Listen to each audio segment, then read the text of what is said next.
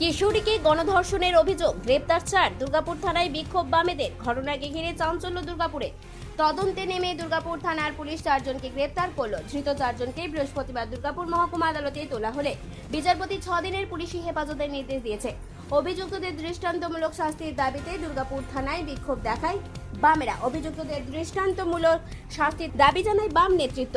আমরা যে পারুলিয়াতে যে একটি মেয়ের যে রেপ হয়েছে তার বিরুদ্ধে আজকে প্রতিবাদ জানাতে আমরা এসেছিলাম, যাতে আগামী দিনে এই ধরনের ঘটনা টাউনশিপে বা আমাদের গ্রাম অঞ্চলে না হয়, সেই জন্য আমরা এসেছিলাম। কথা বললেন পুলিশের সাথে? হ্যাঁ, পুলিশের সঙ্গে কথা বললাম। তো বললেন, আশ্বাস দিলেন যে ওনারা তো অলরেডি 4 জনকে গ্রেপ্তার করেছে। হ্যাঁ, এইবারে হচ্ছে বলে দৃষ্টান্তমূলক শাস্তি যাতে দেওয়া হয়, দিতে পারে, সেই জন্যই হচ্ছে ওনারা চেষ্টা করছেন।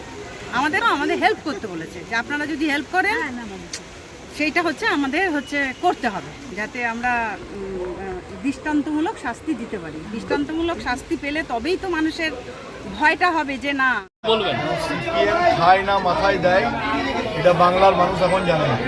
সিপিএম শূন্য থেকে মহাশূন্যে চলে গেছে। আর আমাদের প্রশাসনে এখন হচ্ছে শাসকের আইন চলে না, এখানে আইনের শাসন বলবৎ হয়েছে। তাই 24 ঘন্টার মধ্যে 4 জন আসামি গ্রেপ্তার হয়েছে।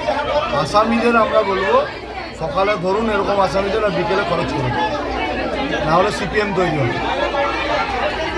দুর্গাপুর থানা এলাকার কমলপুরে একটি মেলা চলছিল। অভিযোগ, সেখানেই শারীরিক নির্যাতনের শিকার হয় ওই কিশোরী। পুলিশ অভিযুক্তদের নিজেদের হেফাজতে নিয়ে তদন্তে আরও গতি আনতে চাইছে।